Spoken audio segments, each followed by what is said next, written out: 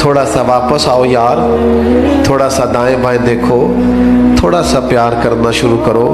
हमारे अपने हैं, हमारे करीबी हैं, हमारे क्लास फेलोज हैं, हमारे घर में रहने वाले हैं, गली मोहल्ले वाले हैं। कोई किसी ने किसी का कत्ल नहीं कर डाला। हमारे सीनों में बिला बजा के बोझ है यार।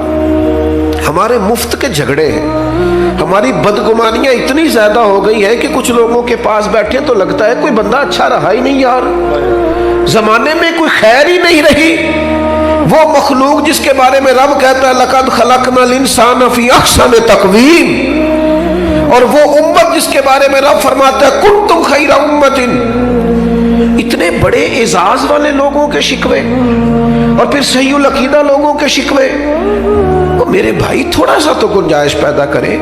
दो ही बंदे ठीक है, एक मैं ठीक हूँ, एक जो हाथ बांध के मेरी हाँ में हाँ मिलाता है वो ठीक है, और तीसरा भी ठीक होता है भाई। थोड़ी तीसरी की भी सुने, अपनी तबीयत से बोझ उतारे, अपने गुमान को अच्छा करें। आपको पता है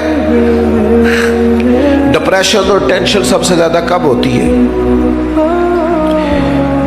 और ये मर्ज गरीबों का नहीं, अमीरों का है ज्यादातर। तो पाकिस्तान में बढ़ता जा रहा है। अपना ही बोझ माज़अल्लाह लोग उठा नहीं पाते और खुदकुशी करते हैं। ये जान तेरी नहीं है, ये अल्लाह की अमानत है। ये तू अपनी मर्जी से ना दुनिया में आया है ना अपनी मर्जी से जा सकता है। अपनी मर्जी से मरेगा तो खुदकुशी हराम है, और अगर उनकी मर्जी से जाएगा तो शहादत है, फिर दर्जात की बुलंदी है। हम कमजोर पड़ते जा रहे हैं। क्यों ज्यादा होती है डिप्रेशन, टेंशन? आपको अर्ज करूं, हम बदगुमानियां बड़ी फैलाते हैं, हमें लोग अच्छे नहीं लगते, हमारी राय मुस्बत नहीं रहती। हमें अपनी मर्जी के हिसाब से लोगों को तरतीब देना है, अपनी आंख से लोगों को देखना है, अपना जाविया निगाह है, अपने दायरों में बंद है। ओ भाई हम देखो ना, मियाँ बीवी, अगर घर के अंदर मियाँ बीवी का इत्तेफाक ना हो तो घर में सारी सहूलियात भी हो तो गुजारा करना मुश्किल है।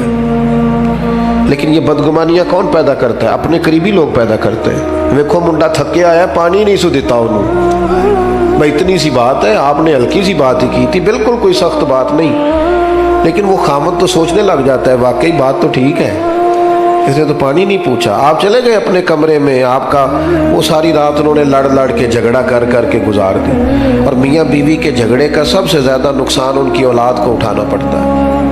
मैंने तड़पते बच्चे देखे हैं कि अब्बा लड़ता है, रोती बेटियां देखी हैं कि जवान बच्चियों के होते हुए भी बाप अपनी बीवी के मुंह पे थप्पड़ मारता है। क्यों होता है? बदगुमानियों को उरूज है, गलत फहमियां पाल के जमा लेते। अच्छा गुमान, अच्छी सोच, और वो आपके तज़किया नफ्स की सोच को मजबूत करेगी। मुस्लिम शरीफ में लफ्ज है, हुजूर ने फरमाया अच्छा सोचा करो, अच्छा सोचना भी इबादत है। तुम गुमान अच्छा रखो, अच्छा गुमान। आप देखिए नबी पाक अलैहिस्सलाम का तरीका क्या है सोचने का। 10 दिन नबी पाक ने ताइफ में क़याम किया। यहाँ 2 मिनट कोई शख्स किसी से जरा टकराए तो फिर उसका लहजा देखें आप, देखने वाला होगा। 10 दिन हुजूर ने क़याम किया है और उनको तबलीग की है और जवाब में पत्थर खाए हैं। और जब करीम वापस आए हैं, हमारे यहाँ भी लोग माफ़ करते हैं, पर माफ़ वो करता है जिसमें बदला लेने की ताकत नहीं होती। वो कहता मैंने अल्लाह पे छोड़ दिया। और जिसके पास ताकत होती है वो फिर ईंट का जवाब पत्थर से देता है। जब वापस आए, साद गुलाम ने अर्ज़ की या रसूलल्लाह इन्होंने तो हद कर दी। अरब की जो रिवायती मेहमान नवाजी थी वो भी नहीं की, जो मिजाज था इखलाकियात का वो भी भूल गए। दीन कबूल करना, करे दुआ, ये तबाह हो जाए। ये मैं तकरीर कर रहा हूँ, आप सुन रहे हैं, लेकिन एक हिम्मत करो ना, अपनी जाती दुश्मन के लिए एक दुआ करके तो देखो भला। एक हिम्मत करे ना, ये कई दफा सुना है ना हुजूर दुश्मनों की हिदायत की दुआ करते, तो एक हिम्मत करे ना किसी एक जाती दुश्मन के लिए, जो जात का दुश्मन है, नजरिए का नहीं, उसके लिए करके देखो ना एक दुआ भला। ये हिम्मत करो, ये भी तो हुजूर का तरीका है ना। लेकिन मुझे बड़े अफसोस से कहना पड़ता है, हमने सुन्नतें भी 4-5 मोटी मोटी याद की हैं, दाढ़ी अजीम सुन्नत है, पगड़ी अजीम सुन्नत है, मिसवाक अजीम सुन्नत है, लेकिन मेरे भाई सच बोलना भी तो सुन्नत है ना, दिल साफ रखना भी तो सुन्नत है ना, गैरों के लिए दुआ मांगना भी तो सुन्नत है ना, किसी के हक में नरम रहना भी तो हुजूर की सुन्नत है ना, खैर खाई भी तो नबी पाक की सुन्नत है। इन पर तवज्जो कब होगी? आप गौर करें, अर्ज की या रसूलल्लाह दुआ करे तबाह हो जाए तो हुजूर ने हाथ उठाए, कहा ऐ अल्लाह इन्हें हिदायत दे दे, इन्हें पता ही नहीं ये क्या कर रहे हैं। इस तरह बंदा बच्चों के बारे में ज़हन नहीं बनाता कि अभी बच्चा इसे पता ही नहीं, अल्लाह हिदायत दे दे। तो गुलाम ने अर्ज की हुजूर एक बंदे ने भी बात नहीं मानी और आप दुआएं मांग रहे हैं, तो ये मेरे महबूब का गुमान है, ये हुजूर की सोच है, ये नबी पाक ने मुस्बत रवैयों को फरोग दिया है सोसाइटी में। करीम फरमाने लगे ये नहीं ना मानते तो मैं फिर भी इनकी हलाकत की दुआ नहीं करूंगा, इसलिए कि अगर ये नहीं मानते तो मुझे उम्मीद है इनकी आने वाली नस्लें मान जाएगी। इनकी नस्लों के बारे में खुशगुमानी, इनकी नस्लों के बारे में। हमने तो अपने बच्चे मायूस कर दिए, और तेरा कुछ नहीं हो सकता, तेरे वर्गे बंदे नहीं कामयाब हो सकते। किसको कह रहे हो?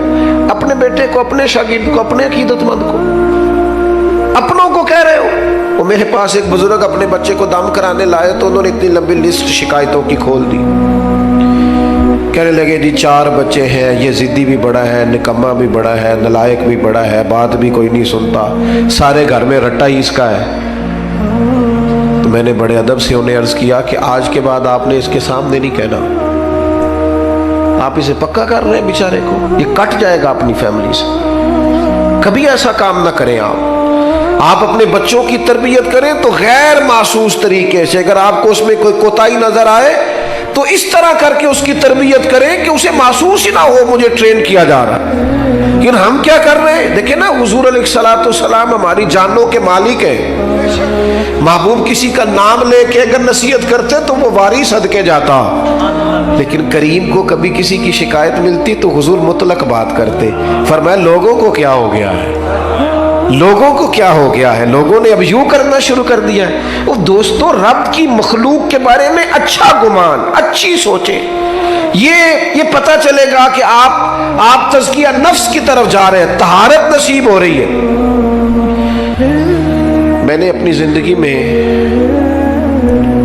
अक्सर लोगों को देखा है कि उन्होंने अगर चाहा है तो बहुत सारे लोगों के हक में राय आमा हमवार कर दी है।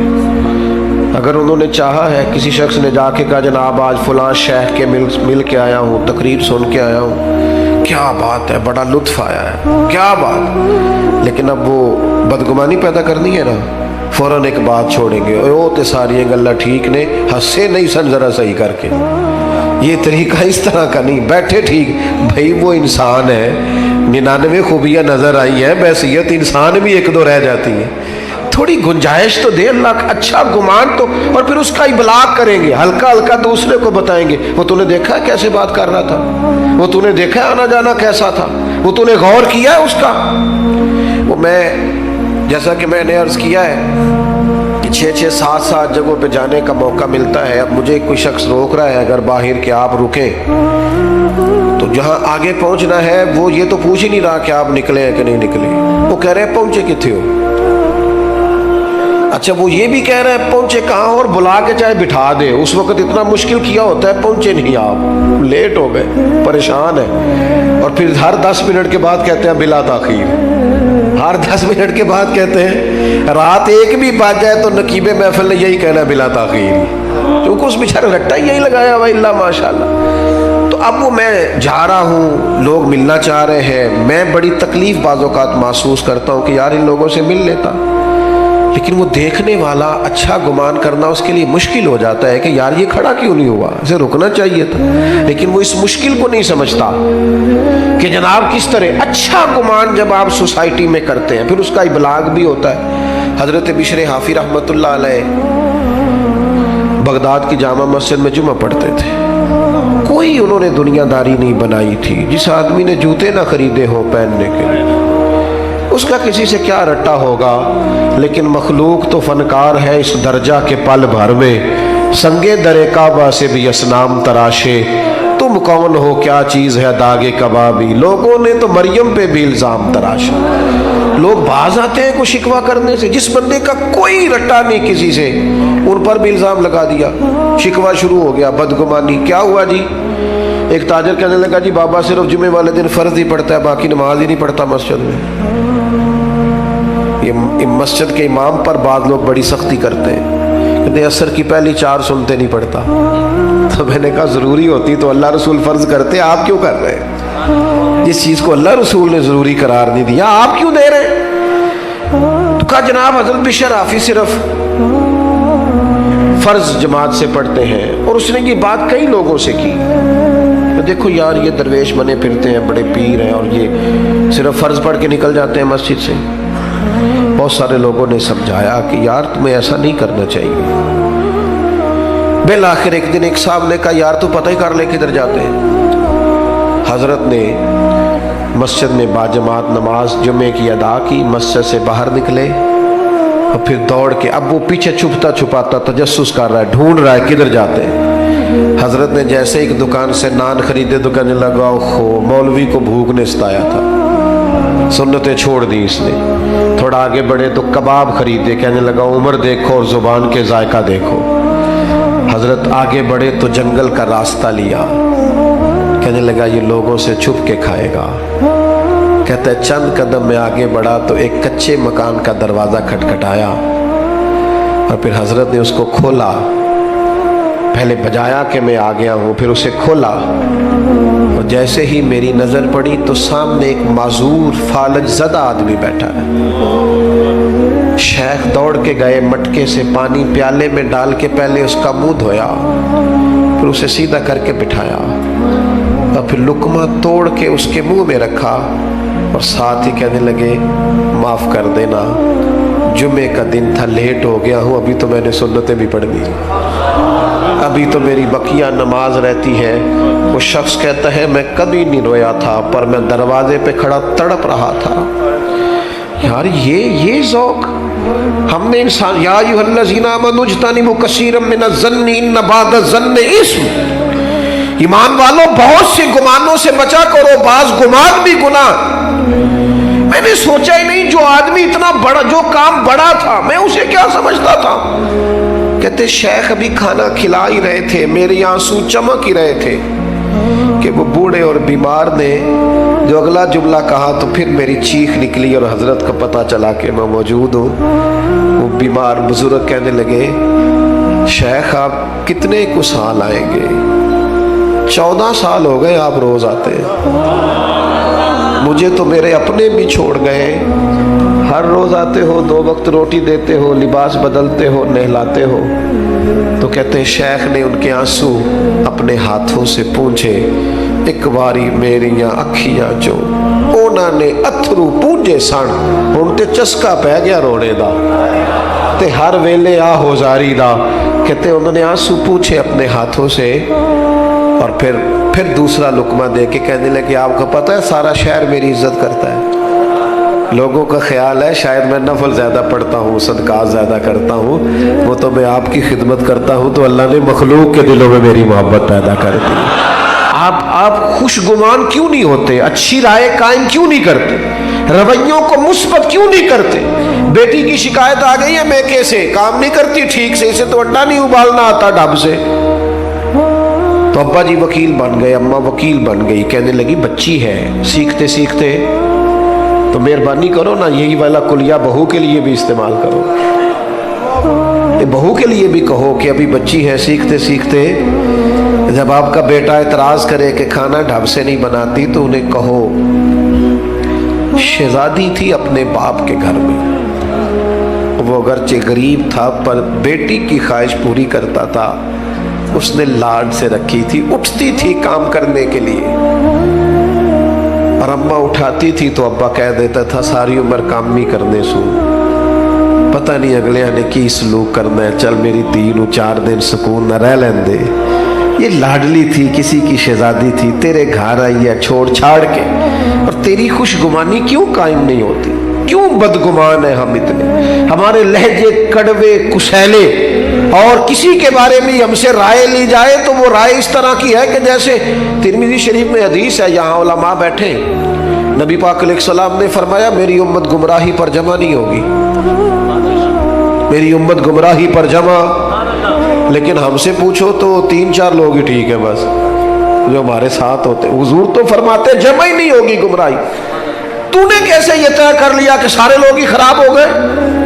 اللہ نے اتنی خوبصورت مخلوق بنائی ہے، تجھے حسن ہی نظر نہیں آتا، تجھے اس میں خوبیاں ہی دکھائی نہیں دیتی، تو پیار ہی نہیں کرتا، تیرے لہجے میں محبت ہی نہیں ہے، تیرا انداز ترچھا ہے، کڑوا ہے، کسیلا ہے، تو بات کرتا ہے تو آگ اگلتا ہے، تو رائے دیتا ہے تو اس میں. اور پھر ایک اور بات بھی، جو پاکیزگی والے لوگ ہوتے ہیں ان کی تو ساری نظر ہی اپنے گناہوں پہ ہوتی ہے. ہم جب بھی بات کرتے ہیں نا بڑا کھل کھل کے کرتے ہیں، بات کرتے ہیں تو بڑا جناب ہمارا انداز عجیب ہوتا ہے کہ جیسے بڑے پرہیزگار ہیں، بڑے بھولے بھالے، بڑے اللہ والے، ریاض آپ کو بس ہم ہی جانتے، لیکن اپنی کوتاہیوں پر نظر ہی نہیں کرتے. نتیجہ کیا نکلتا ہے؟ زمانے کے عیب اچھل اچھل کے آتے ہیں، کمزوریاں اچھل اچھل کے آتی.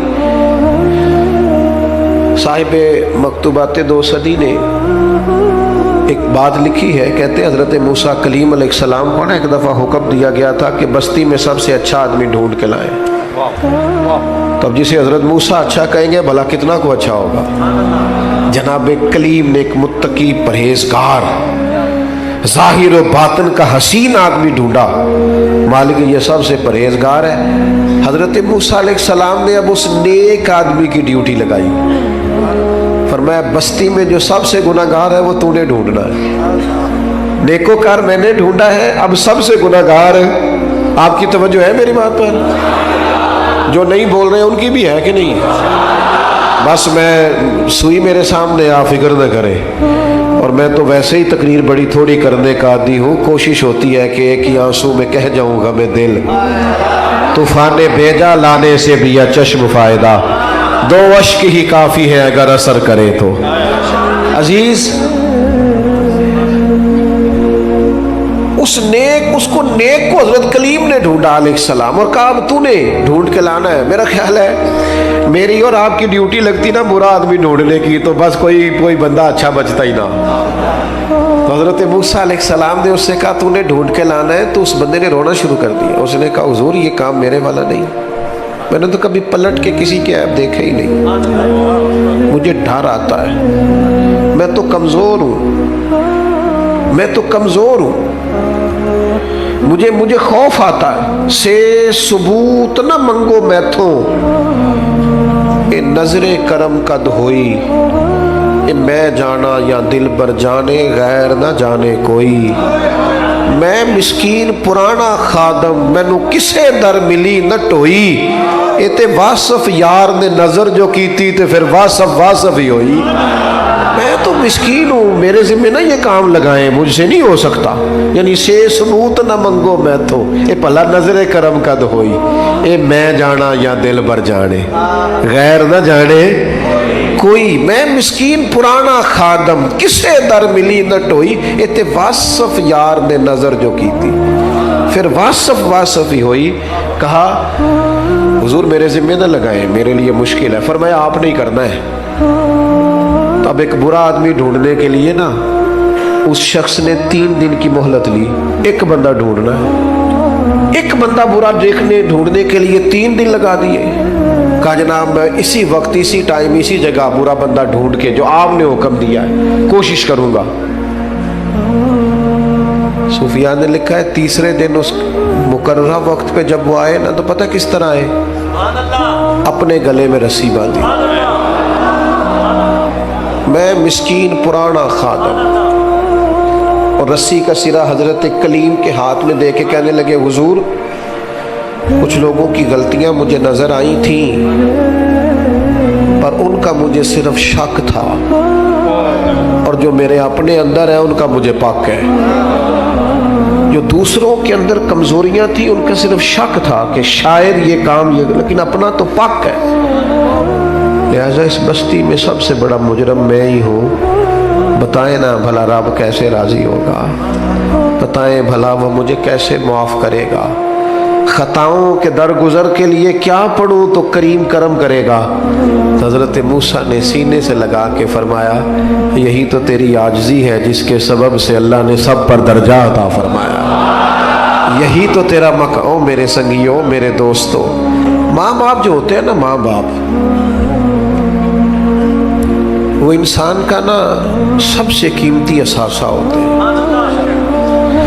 यानी माँ बाप की ज़िंदगी में इंसान ना कुछ बेपरवाह भी हो तो गुजारा हो जाता है, कुछ फिक्रों से वो आज़ाद होता है। हमारे यहाँ ना माँ बाप की खिदमत का लोगों ने तर्जमा बड़ा अपनी मर्जी का लिया हुआ है। माँ बाप की खिदमत करने ये खर्चा देना है। कई अब्बा जी को हज करा के ना अपने अब्बा जी को तो गली में बता रहे होते हैं, अब्बा जी नु हज ते मैं कलिया सी, ओ भाई तेरे अब्बा जी देना।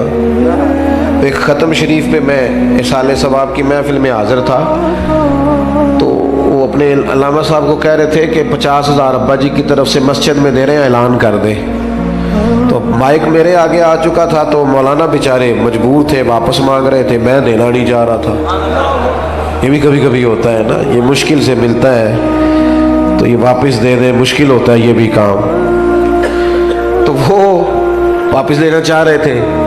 मैंने कहा मसला क्या है? कहने लगे इन्होंने 50,000 मस्जिद दिया और कहते हैं अब्बा जी की तरफ से ऐलान कर दें। तो मैं कहता उन्होंने पूछो अब्बा जी जो जो इन्होंने दे गए उन्होंने भी ऐलान कराया कि इंजी दे गए?